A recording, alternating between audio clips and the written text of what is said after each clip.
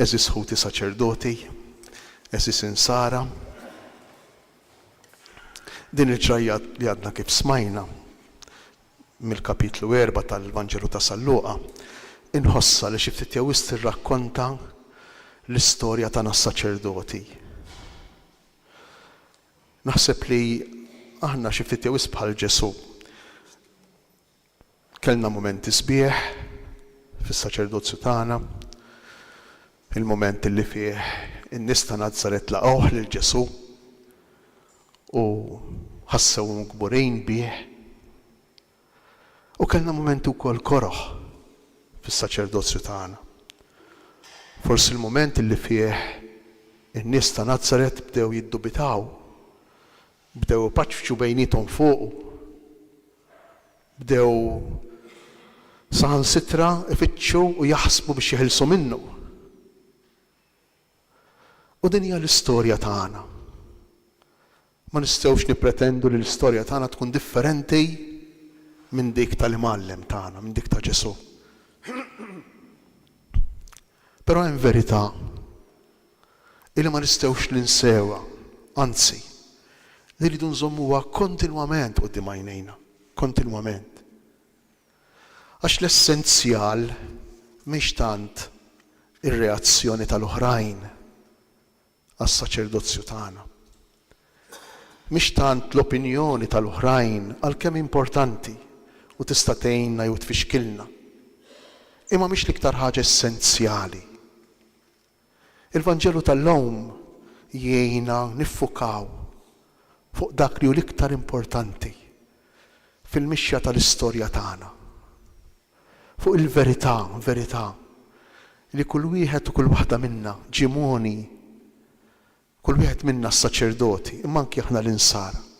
Kull wieħed minna ġimoni b'dan id-don għażejs, b'dan id-don qaddejs, b'dan is-sem mid-divinità, b'dan is-sem mill-misteru, b'dan is-sem minn Alla, li huwa l-Ispirtu qaddejs, li jagħtina dan ir-rigal, dan id-don kbir tal-ministeru li nkunu saċerdoti.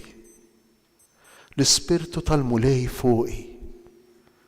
Hekk qal Ġesu huwa jagħmel memorjal ta' dak li kien diġà ġara f'ħajtu. Ma ninsewx li Ġesu huwa din l-għaġna ta' bejn l-Ispirtu tal-Alla u l-umanità. Ma ninsewx li Ġesu huwa l-istess iben tal-inkarnat bil-qawwa, bid-don tal-Ispirtu Santu. Ma ninsewx li Ġesu ftit qabel din il-ġrajja ta' kapitlu 4 fix-xmara Ġurdan quddiem Ġwanni jerġa' jirċievi l-qawwa tal-Ispirtu qaddejs, jerġa' jagħmel memorjal ta' dak li diġà kien oġġettivament, ta' dak li diġà kien imqawwi moni minn Alla bil-qawwa tal-Ispirtu. U issa jerġa' jagħmel dan propju fis-sinagoga ta' Nażaret. U ftit jew dak li qed nagħmlu aħna illum. Qegħdin nagħmlu memorjal, qegħdin inġeddu, qegħdin nerġgħu ngħixu, nagħmlu esperjenza ta' dik il-ġurnata li fija aħna ġejna impoġġijin fil-ġenb għal Alla, ġejna konsagrati, ġejna kważi kważi imħarsejn bi grazzja speċjali. Mhux għax aħna iktar jew aħna ikbar, imma aħna differenti. Grazzi għalina biex inkunu ministri ta' Kristu. U għawu l-qofol, għawu l-fokus, għawu l-essenzjal tal-vokazzjoni tagħna. Li aħna kontinwament, aħna nġorru lil dan l-Ispirtu qaddejs, nġorruh fl-istorja tagħna, nġorruh għal bil-ġrajiet ta' ħajjitna. Interessanti għax anki l-Vanġelu tal-lewm ftit qabel niltaqgħu mal-ġenealoġija ta' Ġesu li tasal saħansitra f'Salluqa sa' Adam. Din hija l-konsagrazzjoni ta' Ġesu, hija l-konsagrazzjoni tal-umanità tiegħu. L-Ispirtu tal-Alla li jidħol fl-umanità tiegħu, fil-persuna tiegħu, U din il-konsagrazzjoni tagħna. L-Ispirtu tal-Alla li jikkonsagra il-persuna u l-ġrajiet ta' ħajjitna. Li jikkonsagra il-preġi u d-difetti tagħna. Li jikkonsagra il-ġejt li nagħmlu u anke n-nuqqas ta' ġejt li nagħmlu.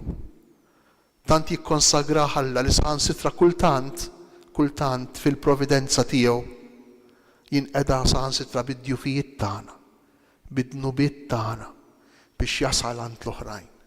U dan hu misteru kbir. Dan hu misteru kbir li qatt ma nistgħu nneħħuh minn quddiem għajnejna. Għax kif jgħid minn quddiem għajnejna, nibdew nirraġunaw ta' bnedmejn u ta' bnedmin biss. Nibdew nirraġunaw bil-moħħ imsejken u uman tagħna waħdu. U ma naslux nispiċċaw jew nimlew rasna jew ngħixu teħta qalb. Nispiċċaw jew dejjem nistennew nippretendu, dejjem nixtiequ iktar, qatt maħna kuntenti bina nfusna, kważi kważi rrabjati ma' nfusna u mad-dinja, jew inkella bil-maqlub inserħu rasna li aħna mhux biss salvati imma salvajna, li dak li kellna nagħmlu mhux biss għamilnieh imma issa jistħoqulna l-merti, illi jistħoqulna il-prosit u l-premji tal-ħajja tagħna. Jekk aħna noħorġu minn dan li huwa l-essenzjal ta' ħajjitna, li aħna midlokejn b'dilka, din id-dilka tal-Ispirtu Santu. Ekku dalgħodu, jekk nixtieq li niftakru l-koll flimkien għalfejn aħna midlokejn. Għalfejn aħna midlokejn. Aħna midlokejn biex neħilsu lil imjasrejn u neħilsu lil maħqurejn. Interessanti għax dan il-verb jintuża darbtejn, neħilsu. U jekk immorru għall-oriġinal, nindunaw li huwa verb ta' maħfra. Ħelsien marbut mar-rikonċiljazzjoni, mar-restawrazzjoni. Ħelsien marbut mar-remissjoni. Tal-fqajrejn, tal-imjasrejn, tal-maħqurejn. Aħna imsejħin l-ewwel qabel kollox biex neħilsu. Però ma ninsewx li l-ewwel oġġett ta' dan il-ħelsien huwa jien huwa kull wieħed u kull waħda minna. Il-ħelsien li rridu fil-qalb tagħna nħallu lil Mulej jagħmel. Il-ħelsien li rridu fil-qalb tagħna nħallu lil Ispirtu ta' Alla jagħmel fl-istorja tagħna. Il-konsagrazzjoni mhix mument, imma storja. Palma kienet fil-ħajja ta' Ġesu, ma kienitx mument, imma kienet storja. Kienet il-ħajja. Tallem minn dak li bata xi tfisser lotja, xi tfisser l-obbedjenza. Tallem mill-istorja tiegħu Ġesu. Ipoġġi fil-prattika id-don tal-Ispirtu Santu, jgħix il-konsagrazzjoni, jgħix dan id-don, dan ir-rigal li l-missier tagħ. Għalhekk noqogħdu attenti biex ma nħossux diviżjoni f'ħajjitna bejn il-ġrajiet li jiġrulna, anki d-djufijiet tagħna, anki saħansitra d-nubiet tagħna u s-saċerdozju. Noqogħdu attenti biex ma nagħmlux distinzjoni, differenza, separazzjoni f'ħajjitna bejn momenti u momenti. Il-persuna tagħna jikkonsagrata u kull ma aħna u kull ma nagħmlu u taħt il-kappa ta' dan l-Ispirtu ta' Alla li hu tagħna b'rigal.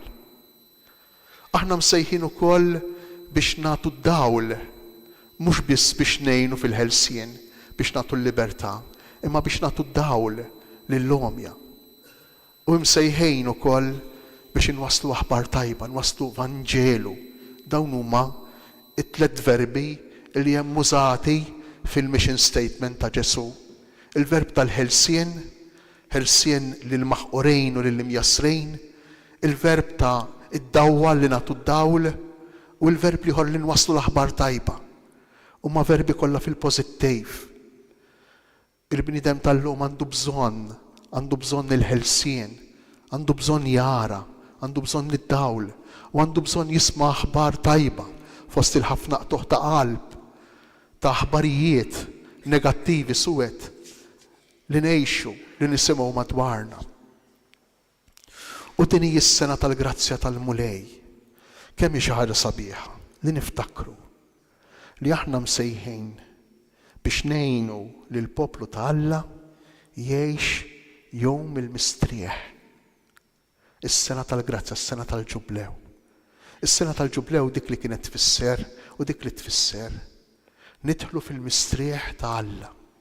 Nidħlu f'din il-paċi, nidħlu f'din il-kalma, f'dan il-kwiet, nidħlu f'din il-pożittività, nidħlu fil-maħfra, nidħlu fl-imħabba. Id-doni kollha li jsemmi San Pawl fl-ittra tiegħu lill-Galatejn marbutin mal-frottijiet tal-Ispirtu. Il-ħnien għalena, t-tieba, il-kontroll fuqna nfusna. Dan u l-Ġublew, dan jum is-Sibt, jum il-mistrieħ. Ma ninsewx li l-Ġublew għandu storja antika ħafna. Il-Ġublew mhu xajr is-7 snin għal 7 darbiet. 49 sena, l-50 sena is-sena tal-Ġublew. Għaliex għax in-numru 7 ifakkar fil-jum li fih Alla fil-ħolqien bħala parti mill-ħolqien jistrieħ. Jistrieħ. Isib lilu nnifsu lilna u aħna nsibu lilna nfusna u lilu u lil xulxejn. Għalhekk huma fil-pożittiv, fil-verbi illi juża Ġesu fil-Vanġelu tal-lum u għalhekk jevita jelimina il-jum tal-vendetta tal-ħaq tal-mulej li smajna fl-ewwel qari kapitlu 61 ta' Iżajja. Għax aħna msejħejn biex inkunu din l-enerġija pożittiva, dan l-Ispirtu ta' Alla fid-dinja ta' żmienna li tant għandna bżonna.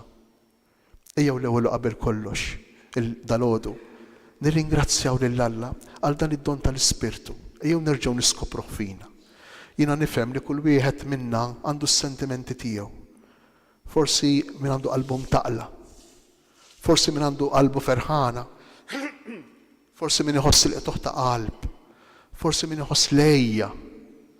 Forsi kultant min iħoss anki sensi ta' depressjoni. Din hija l-ħajja tagħna, hija l-ħajja ta' Ġesu. Dawn l-emozzjonijiet u s-sentimenti jinsabu wkoll fis-sinagoga ta' Nazaret. Anki Ġesu kellu dawn is-sentimenti. Anki Ġesu prova l-istess emozzjonijiet tagħna l-bnedmin. L-Ispirtu s-Santu ma jagħmilniex imjon anki minn emozzjonijiet ta' tbatija, anzi. Ħafna drabi dawn l-emozzjonijiet ta' tbatija huma il-wiċċ ieħor tal-imħabba. U sakemm huma l-wiċċ ieħor tal-imħabba, ejjew nirringrazzjaw lil Alla anke ta' dawn l-emozzjonijiet. Jekk itaqluna, jekk inħossuhom diffiċli f'ħajjitna. U lilkom eżis ħutin Sara, eżis ħutna, nitlobkom titolbu għalina, itolbu ħafna lina. Nitlobkom tenuna, nitlobkom tieħdu paċenzja bina. Nitlobkom fuq kollox tħobbuna. Is-saċerdot għandu bżonn l-imħabba tal-insara. Is-saċerdot fis-solitudni tiegħu li ħafna drabi ma tkunx faċli, tkun diffiċli, għandu bżonn li jkollu s-support ta' ħbiberiji, ta' mħabba vera, mħabba matura, imħabba li tgħinu jersaq lejn Alla. U l-aħħar kelma għalina s-saċerdoti. Ejjew nkunu dejjem iktar maqudin flimkien. Ejjew naħsbu darbtejn qabel ma ngħidu kelma fuq xulxejn. Anki fil-moħbi, anki fil-kwiet. Ejjew noqogħdu attenti qabel ma nikkundannaw lil xulxejn. Ejjew nissapportjaw il xulxejn, ejjew nkunu ħbieb tas-sew ta' xulxejn f'Ġesu. U ngawdu kollha kemm aħna. Għax illum jien u għada jint. Illum fil-bżonn jien, għada fil-bżonn jint.